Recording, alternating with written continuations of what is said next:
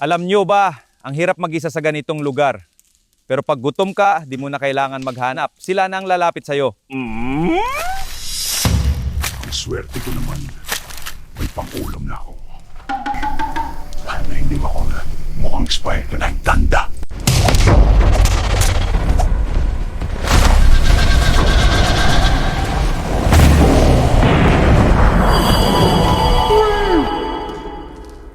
Walang hiya.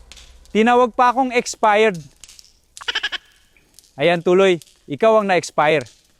Malambot nga.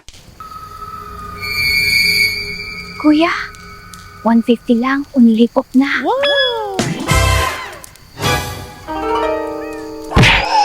Makalipas ang ilang sandali.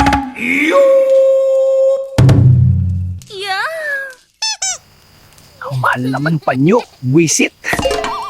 Sabi ko sa inyo, kusa silang lalapit. Ikaw ata si Mancanor, pinayag mo si White Lady, kaya handa ka. Ako si Mang Kepoy. Natinga tuloy ako. O, di ba? Convenient pa nga. May kahoy na, may pang toothpick pa. Pabor naman dyan, habang buhay pa tayo, paki-like, share at follow nyo na ang Takota serye. Salamat! Baka di na maulit to.